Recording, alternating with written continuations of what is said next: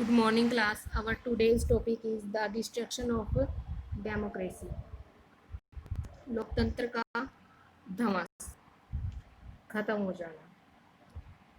On 13 January 1933, President Hindenburg offered the chancellorship, the highest position in the cabinet of minister, to Hitler. 30 जनवरी 1933 को राष्ट्रपति Hindenburg ने Hitler को chancellor का पद संभालने का न्योता दिया. और ये क्या था? ये कैबिनेट ऑफ मिनिस्टर्स में सबसे पावरफुल पद था. By now the Nazi had managed to rally to conservatives to their cause. तब तक जो नाजी पार्टी है उसने रूढ़िवादियों को अपने उद्देश्यों से जोड़ लिया था. Having acquired power, Hitler set out to dismantle the structure of democratic rule. सत्ता हासिल करने के बाद हिटलर ने लोकतांत्रिक शासन की संरचना और संसाधनों को भंग करना शुरू कर दिया. जो डेमोक्रेटिक रूल थे उनको खत्म करना शुरू कर दिया. A mysterious fire that broke out in the German parliament building in February facilitated his move. और कह रहे हैं कि फरवरी में जो जर्मन संसद थी उसमें बहुत ही रहस्यमय एक रहस्य की तरीके से आग लग गई, अग्निकांड हुआ. उसका रास्ता उससे और भी आसान हो गया. किसका? हिटलर का और भी आसान रास्ता उससे हो गया. The fire decree of 28 February 1933 indefinitely suspend civic rights like freedom to speech, press, and assembly that had been guaranteed by the Weimar constitutions. 28 फरवरी 1933 को जो जारी किए गए अग्नि अध्यादेश के जरिए अभिव्यक्ति यानी कि स्पीकिंग का जो स्पीच का अधिकार था, स्पीकिंग का अधिकार था वो, और जो प्रेस के अधिकार थे जिसको कि भाई प्रेस में वो अपने अकॉर्डिंग कुछ भी छाप सकते थे, जो सही चीज़ें हैं वो रख सकते थे लोगों के सामने, और सभा करने की जो आज़ादी थी. ऐसे जो नागरिक अधिकार थे उनको अनिश्चित काल के लिए ख़त्म कर दिया गया जो वाइमर कॉन्स्टिट्यूशन के द्वारा लोगों को मिले थे. Then he turned on his arch enemies the communist, most of whom were hurriedly packed off to the newly established concentration camp. और इसके बाद अपने जो कट्टर शत्रु थे कम्युनिस्ट उन पर उसने निशाना लगाना शुरू किया. ज़्यादातर जो कम्युनिस्ट थे उनको रातों रात जो कॉन्सेंट्रेशन कैंप थे उनमें भेज दिया गया, उनमें बंद कर दिया गया. The repression of the communist was saver.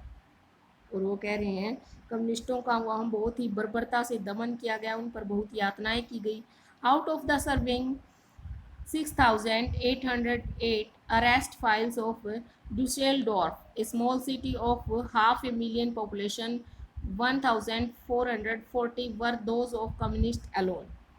वो कह रहे हैं लगभग 5 लाख की आबादी वाले ड्यूसडॉर्फ जो सिटी थी उसमें लोगों को गिरफ्तार किया गया, और लोगों की जो बची कुची 6,808 की जो फाइलें बताई गई हैं, बचे कुचे जो लोग थे, जो 6,808 फाइलें थी उनकी, उनमें से 1,440 सिर्फ कौन थे?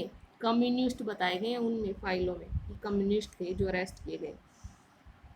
They were, however, only one among the 52 of victims persecuted by the Nazi across the country. और नाजी शासन के दौरान कुल 52 किस्म के लोगों को अपने दमन का निशाना बनना पड़ा, उनके दमन का निशाना बनना पड़ा, उनकी यातनाएं सहन करनी पड़ी नाजी पार्टी की. On 3 मार्च 1933, 3 मार्च 1933 को the famous enabling act was passed. विशेष अधिकार जो अधिनियम था एनेबलिंग एक्ट उसको पारित किया गया. This act establish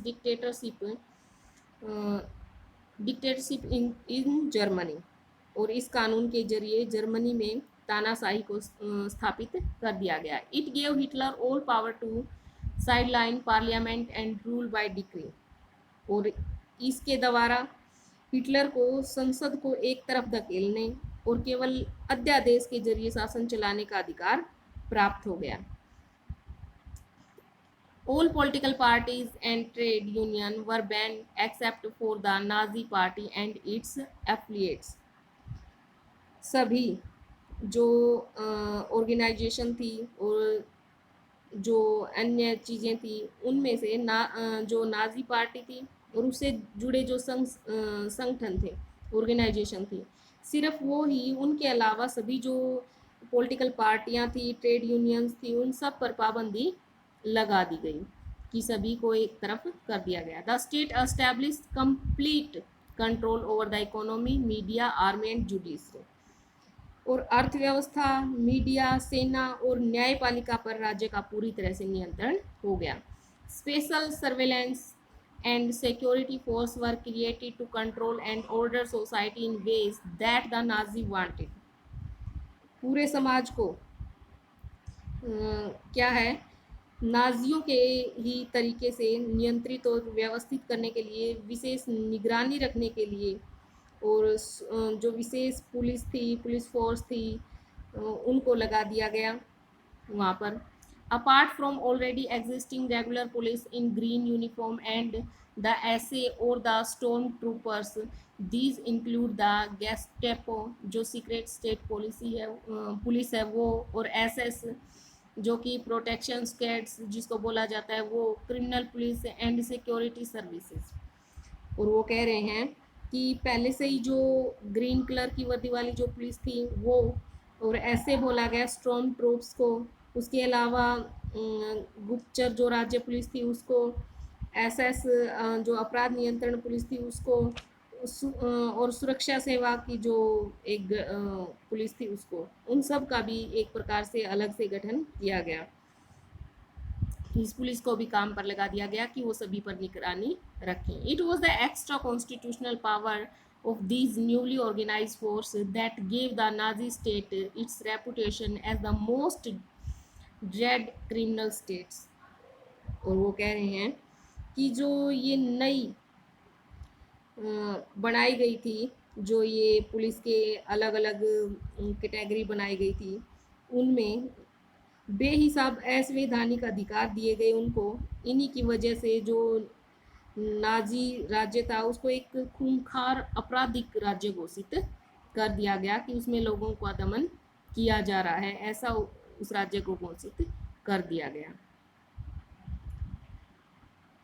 People could now be detained in Gestapo torture chamber, round up and sent to concentration camp, deported at will or arrested without any legal procedure। वो कह रहे हैं कि लोगों को क्या किया गया, जो एक यातना की गृह थे उनमें भेज दिया गया, कॉन्सेंट्रेशन कैंप में भेज दिया गया, गिटोज या स्टेपो टॉर्चर चैम्बर थे जो उनमें भेज दिया गया लोगों को, और या तो उनकी इच्छा से या उनको यातनाएं दे करके वहाँ भेज दिया जाता था, बिना ही किसी लीगल कार्रवाई के, बिना ही किसी कानूनी कार्रवाई के, ऐसा उनको देश निकाला भी दे दिया जाता था। The police force acquired power to rule with impunity. और जो पुलिस फोर्स थी जो यहाँ की, उसको ये था कि वो किसी भी तरीके से लोगों को अपने नियंत्रण में ले सकती थी। निरंकुश और निरपेक्ष शासन का अधिकार उसको प्राप्त हो गया पुलिस को। सो स्टूडेंट्स, आज हमने ये पूरा कर लिया हमारा पॉइंट। कल हम हमारा सेकंड पॉइंट रिकंस्ट्रक्शन वाला करेंगे, जिसका मतलब होता है पुनर्निर्माण। आप साथ साथ अपने रिवाइज करते रहिएगा ध्यान से। Thank you, have a nice day.